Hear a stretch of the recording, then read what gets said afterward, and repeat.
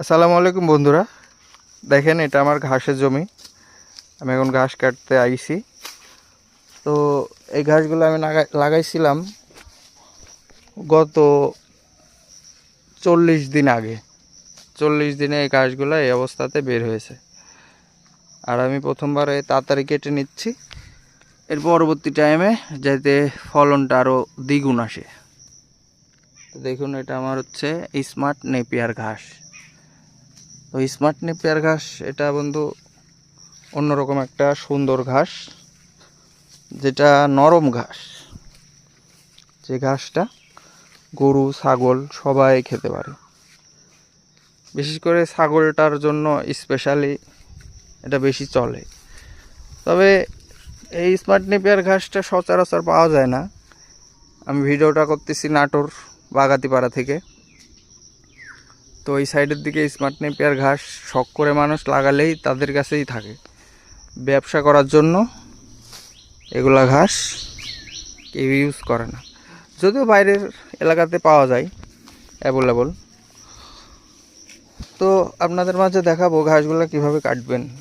এই যে এই কাটিংগুলো দেখুন, এই যে আমরা ঘাস কাটলাম এখান থেকে, এই যে এখান থেকে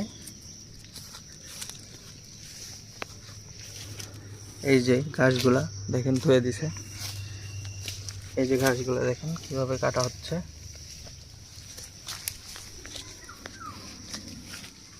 তো এখানে ঘাস কাটতে আইসি, আমার খামার আছে, খামারের জন্যই আর কি ঘাসগুলা আমি 2 দিন পর পর কেটে থাকি। তো ছাগলের খামার সম্পর্কে সকল ভিডিও পেতে এবং ঘাস কিভাবে চাষ করতে হয় সকল ভিডিও পেতে আমার চ্যানেলের সঙ্গেই থাকবেন। আর অবশ্যই বন্ধুরা ভুল করবেন না, অবশ্যই চ্যানেলটা ফলো দিয়ে দিবেন, সাবস্ক্রাইব করে দিবেন, কমেন্ট করবেন। আর যে কোনো পরামর্শ কিভাবে ঘাস চাষ করতে হয়, কি ঘাস কিভাবে চাষ করতে হয়, ঘাসে কি কি সার দিতে হয়, সকল প্রশ্ন আমাকে করতে পারবেন।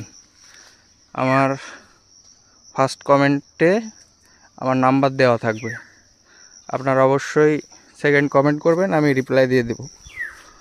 যে কোনো প্রয়োজনে আমার সঙ্গে যোগাযোগ করবেন। আর ঘাস এবং ছাগলের সকল ভিডিও পেতে আমার চ্যানেলটা সাবস্ক্রাইব করবেন, ফেসবুক থেকে দেখলে ফলো দিয়ে দেবেন। ধন্যবাদ।